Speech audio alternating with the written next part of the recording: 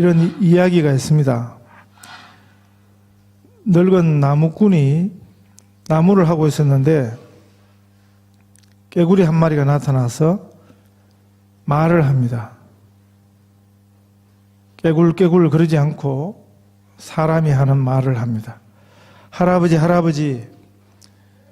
나무꾼이 깜짝 놀라서 거기 누구요? 하고 둘러보니까 자기 앞에 조그마한 개구리가 입을 열고 사람 말을 하는 것입니다. 그래서 개구리 하는 말이 저는 마법에 걸린 개구리예요. 개구리가 말을 하네.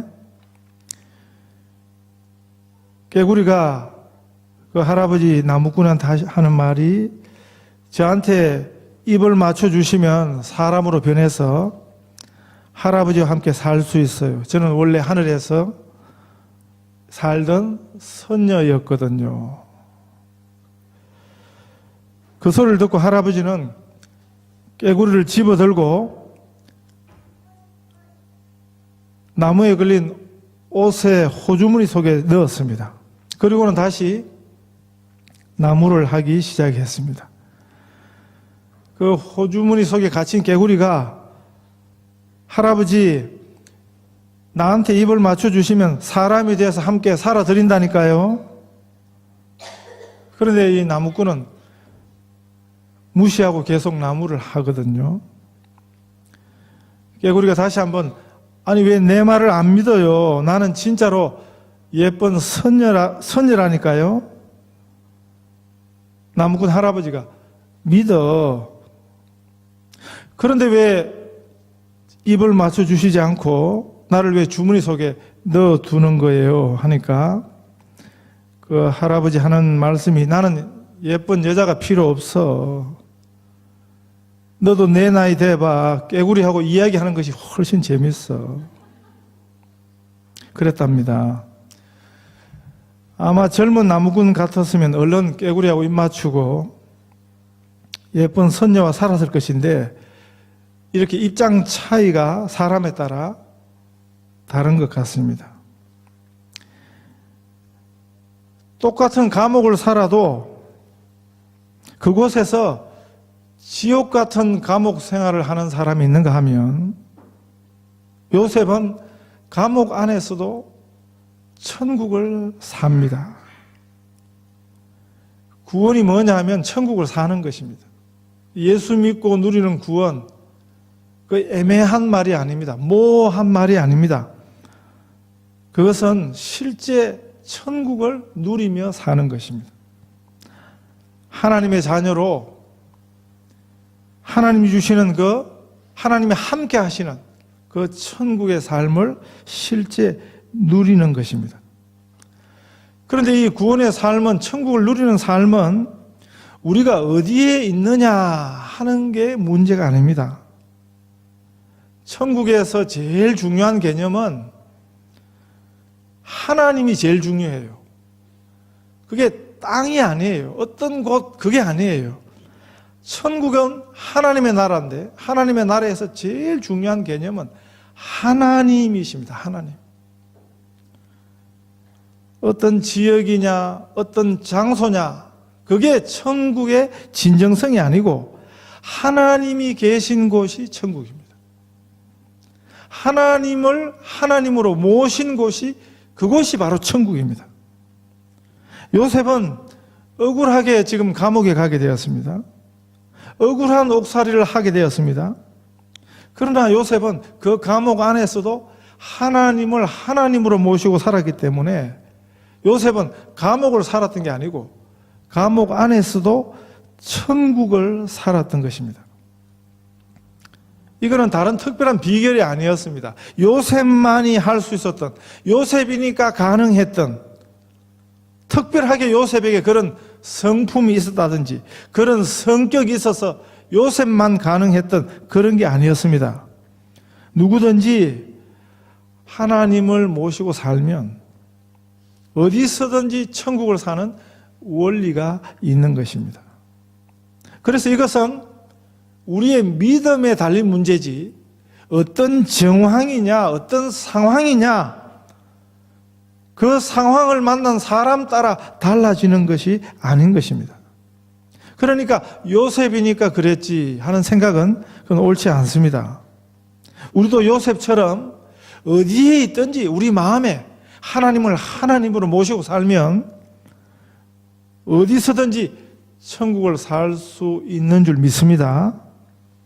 문제는 우리와 함께 하시는 하나님을 우리가 온전히 믿고 사느냐, 그 사실을 안 믿고 사느냐, 이 믿음의 문제이지 다른 이유가 아니라는 것입니다. 요셉도 그 감옥에서 얼마든지 원망하고 불평하면서 그 세월을 보낼 수 있었습니다. 지옥이 무엇입니까? 뜨거운 불구덩이가 지옥의 본질이 아니에요. 원망과 불평이 끊임없이 계속되는 그 삶이 곧 지옥을 사는 것입니다. 요셉이 불평을 해도 뻔뻔스러운 범죄자처럼 내가 재수가 없어서 걸렸지, 그런 뻔뻔한 변명하고는 차원이 달랐을 것입니다. 요셉이 변명을 했다 치더라도 요셉의 변명은 당연한 것이었습니다.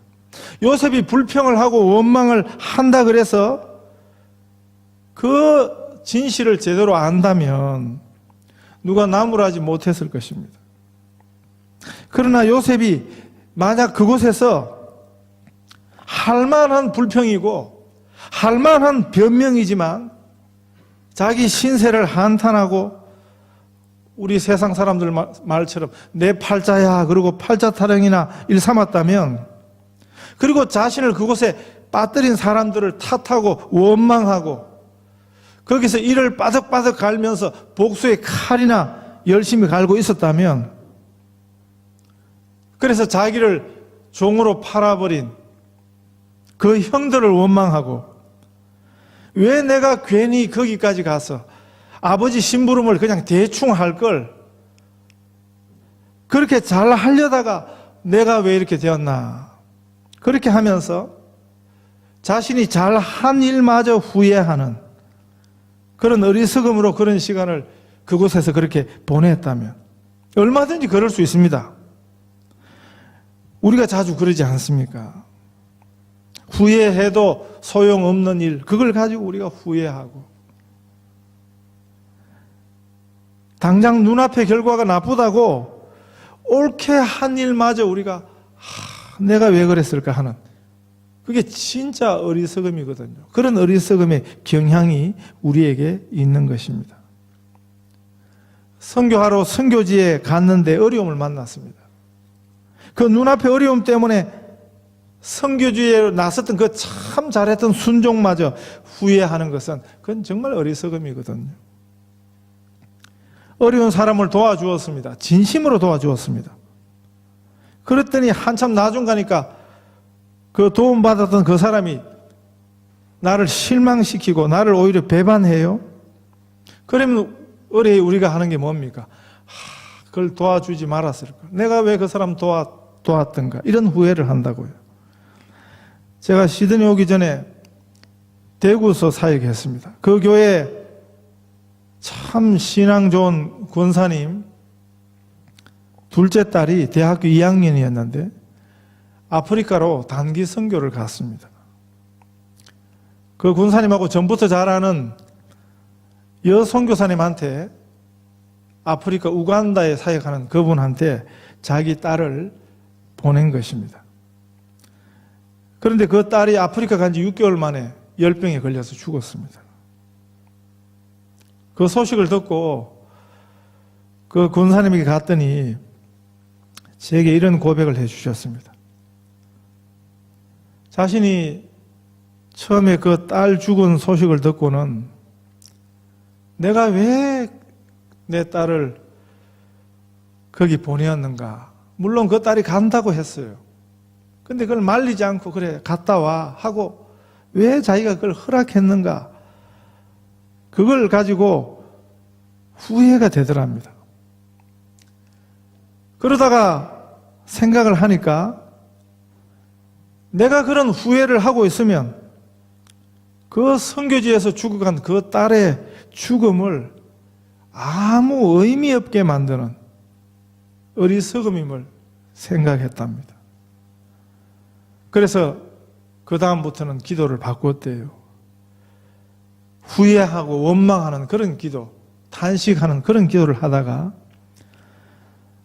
그 죽음이 그 선교지를 위한 하나의 미랄되게 해달라고 그렇게 기도하신다 그랬습니다. 알고 보니까 그때 그 선교지 안에 함께 사역하는 선교사들 간에, 한국 선교사들 간에 굉장한 갈등이 있었습니다. 다툼이 있었습니다. 그런데 이 자매 장례식, 그 선교지 현장에 열렸던 그 자매 장례식에 그 선교사들이 그 전에 서로 다투고 서로 갈등하고 그런 관계에 있던 선교사들이 함께 참석해서 눈물로 회개하고 서로를 진심으로 용서하는 화해가 일어났습니다.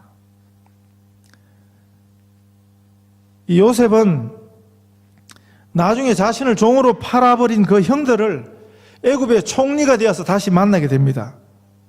우리가 조금 이따 보게 될 것입니다. 그 자리에서 형들은 우리말로 하면 바짝 얼어 있었습니다. 이제 무슨 지금 우리가 과거에 저 동생을 구둥에 집어넣고 노예로 팔아버렸는데 나중에 보니까 그 동생이 애굽의 총리가 되어 있습니다. 그래서 그걸 보는 순간 죽었다라고 생각을 한 것이죠. 그때 요셉이 그 형들을 향해 한 말이 창세기 45장 5절에 있습니다.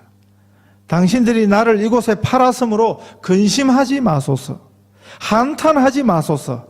하나님이 생명을 구원하시려고 나를 당신들 앞서 보내었나이다. 나를 이리로 보낸 자는 당신들이 아니요 하나님이시라. 우리가 잘 보는 영화나 드라마 같았으면 어떻게 했겠습니까? 그동안 이갈고 참아왔던 복수를 아주 멋지게 했을 거 아닙니까? 그래서 성경 이야기는 우리 이야기하고 다른 것입니다. 그래서 성경이, 이 하나님 말씀이 복음인 것입니다.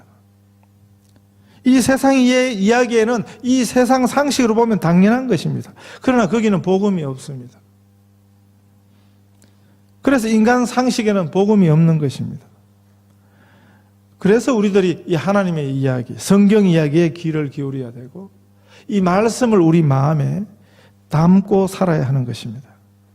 오늘 본문에는 요셉이 갇힌 그 감옥에 애굽 왕 바로의 두 관원장, 술 맡은 관원장과 떡 굽는 관원장이 뭔가를 잘못해서 그 감옥에 요셉과 같이 갇히게 되었습니다. 요셉은 그 감옥에 오기 전에 노예로 있다가 거기 왔지만 이 두 사람은 바로 왕의 최측근 장관이었습니다. 그런데 그 감옥에서 그들의 처신을 보면 꿈을 한번 꾸고 나서 그 꾼 꿈 때문에 번민하고 있습니다. 그 번민이 얼굴빛에 나타날 정도로 참 연약한 인생이었습니다. 밖에서 장관이었으면 뭐합니까? 그 인생에 구원이 없었습니다. 복음이 없었습니다. 꿈자리 사납다 하는 말을 불신자만 하는 것 아니고 믿는 분들도 하는 경우가 있는데 생각도 잘 안 나는 그런 꿈을 꾸가지고 내가 무슨 꿈을 꿨나 그런 거 생각하지 마세요. 그것 때문에 번민하고 불길한데 그런 거 생각도 그런 습관 자꾸 하지 마세요. 그 두 전직 장관은 꿈 한 번 꾸고 그 꿈의 의미를 몰라가지고 번민하는데 요셉이 노예에 불과했던 요셉이 오히려 그 전직 장관들을 상담해주고 있습니다. 해석은 하나님께 있지 아니하니까 청컨대 내게 고하소서. 어떻게 요셉이 이렇게 살 수 있었을까요? 이 믿음입니다. 예수 믿고 사는 일은, 하나님을 아버지로 모시고 사는 일은, 이 믿음은 참으로 귀한 일입니다. 우리들이 이 세상에서 좋은 일을 열심히 구하고 살지만 이 예수 믿는 일보다 더 귀한 일이 없습니다. 하나님을 온전히 믿으니까 감옥에 갇혔어도 자유자로 사는 것입니다. 왕의 전직 대신들을 상대로 요셉이 상담을 해주고 있습니다. 요셉이 그 감옥에서 얼마나 살았을까 정확한 기간은 알 수 없습니다. 그런데 이 꿈을 해석하고 나서 그 해석대로 술 맡은 관원장은 3일 만에 복직이 돼요. 그리고 떡 맡은 관원장은 3일 만에 죽게 되었습니다. 요셉이 해석한 대로 됐습니다. 복직이 된 술 맡은 관원장이 요셉을 그런데 잊어버렸어요. 요셉 때문에 살게 됐는데 요셉을 잊어버린 것입니다. 그리고 잊어버린 지 2년이 지났다. 창세기 41장 4절에 보면 그렇게 되어 있거든요. 이걸 계산해 보면 요셉이 17세에 형들에게 속아서 형들에게 팔려서 애굽으로 노예로 왔습니다. 그리고 이제 바로 왕의 경호대장 보디발의 집에서 종살이를 했지요. 그러다가 억울한 모함을 받고 감옥으로 왔습니다. 그리고 나중에 요셉이 애굽 총리가 되는 나이를 30세에 총리가 되었습니다. 그러니까 우리가 요셉이 감옥에서 얼마나 있었느냐? 최소 2년 이상은 감옥살이를 했던 것입니다. 상당한 기간을 감옥에서 보냈던 것 같습니다. 유치장 가서 한 3일 살다 나오는 것하고는 다릅니다. 2년 이상 그 감옥에서의 그 기간은요, 뭐 살인자나 강도 같은 중범죄자들에게는 별것 아니지요. 그러나 아무 죄 없이 오히려 그 주인에 대한 신의를 지키고자 했던, 하나님 앞에 옳게 살려고 했던 이 옳은 요셉에게는 이 억울한 옥살이가 2년 이상 되었다 하는 것은 그건 참 긴 시간인 것입니다. 그건 참 지루한 시간일 수밖에 없는 것입니다. 그런데 요셉은 그 시간을 그렇게 보내지 아니했습니다. 요셉에게 그 감옥에서의 그 시간은요, 하나님께서 요셉을 특별히 훈련시키던, 그래서 감옥은 요셉에게 특별 학교였습니다. 제가 그 전에 수원서 목회할 때 그 수원 지역 최대 폭력 조직 두목한 사람이, 그 어머님이 제가 섬기던 교회 권사님이셨는데, 그 어머님이 돌아가시면서 그 막내 아들에게 자기 성경책을 주면서, 얘야 이제는 똑바로 살아, 이제는 제발 예수 믿고 똑바로 살아 하고 유언을 남기면서 그렇게 돌아가셨어요. 그 장례식 이후로 그 조폭 두목이 신앙생활을 열심히 하게 되었습니다. 저하고 좀 친했습니다. 제가 인도하던 성경 공부반에 나와가지고 빠지지 않고 열심히 공부도 하고요. 저희 큰아이하고, 그 집의 큰아이하고 나이가 같았습니다. 이분이 선교회에 또 관심이 있어가지고 선교 헌금을 또 많이 했어요. 그래서 선교회 특별 회원이 되었는데, 제가 그 당시 선교회를 담당하는 목사였습니다. 선교회 실행위원들 버스를 대절해서 야외 예배를 가는데, 다른 분들은 그분이 과거가 뭐 어떻게 했는지 모르는 거죠. 저는 이제 잘 알고, 돌아가면서 노래를 시켰어요. 찬송을 하나씩 시켰습니다. 이분이 자기 순서가 되니까 자기가 학교에 있을 때 열심히 부르던 찬송이라면서 찬송 하나를 불렀는데 436장입니다. 나 이제 주님의 새 생명 얻은 몸, 옛것은 지나고 새 사람이로다. 이 찬송을 부르니까 다른 분들은 학교에 있을 때 불렀다는 찬송을 거의 뭔 소리인지 못 알아듣더라고요. 자기가 감옥에 있을 때 감옥 갔다는 이야기를 학교 갔다 그렇게 표현하더라고요. 범죄자들에게 감옥은 학교는 학교인데 오히려 더 못된 짓을 거기서 배워오는 경우가 많습니다. 그러나 요셉에게 이 감옥은 그 당시 왕의 죄수를 가두는 감옥인데 오늘날로 말하면 정치범들을 위한 특별 감옥이라 그렇게 말해도 되지 않겠습니까? 하나님께서 요셉을 그 학교에 보내신 것입니다. 요셉이 갇힌 그 감옥이 요셉을 위한 특별 학교가 되게 하신 것입니다. 하나님께서는 요셉을 애굽 전역을 관할하는 일반 총리가 아니었습니다. 애굽이 7년 대기근을 당하는데 그 위기의 대제국을 요셉의 손에 맡겨주셨습니다. 그 특별한 총리로 요셉을 세우시는데 요셉이 30세였습니다. 지금 나이 30세라고 생각하시면 곤란합니다. 그때는 평균 수명이 120, 130세를 살던 때 30살짜리 요셉을 애굽의 총리로 세우셨습니다. 시시한 나라의 총리가 아니었습니다. 그 시대 세계 최대 제국의 총리였습니다. 그 젊은 요셉을 그렇다고 뭐 딱 부러지는 배경을 가진 것도 아니고 그리고 총리 된다고 다 되는 거 아니지 않습니까? 감당할 수 없는 사람이 높은 자리, 중한 자리에 앉는 것은 그거는 불행이지 그 좋은 일이 아닙니다. 능력 없는 총리는 자기도 죽이고 백성들 다 죽이는 것입니다. 그러나 요셉은 바로 왕을 능가하는 그 위기의 시대에 가장 적절한 총리였습니다. 하나님께서 그 요셉을 이 하나님의 특별 학교에서 특별하게 준비를 시키셨던 것입니다. 그 당시 정치 최일선에서 정치를 경험했던 왕의 대신들, 그렇게 전직이 화려했던 선생들을 어디서 만나겠습니까? 그것도 뭐 가끔 시간 내주는 방문 교사가 아니고요. 그 안에서 요셉과 함께 먹고 자고 함께 지내도록 하셨습니다. 그 감옥은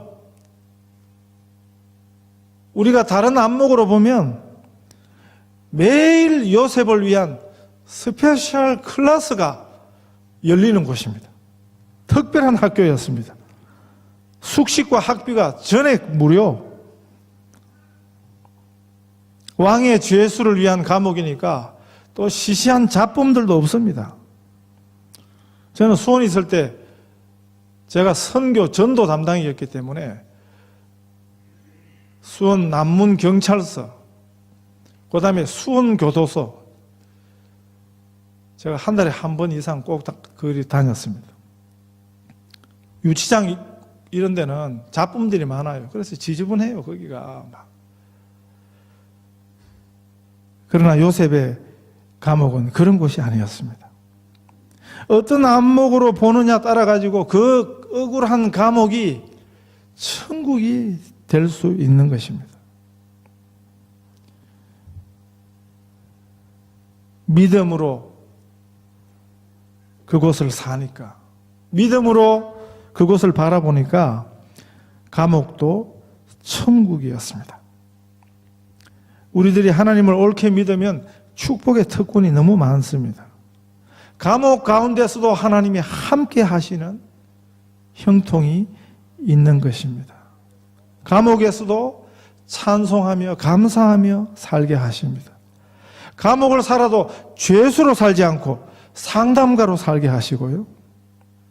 하나님이 함께 하셨던 요셉은 종이었지만 종이 아니었습니다.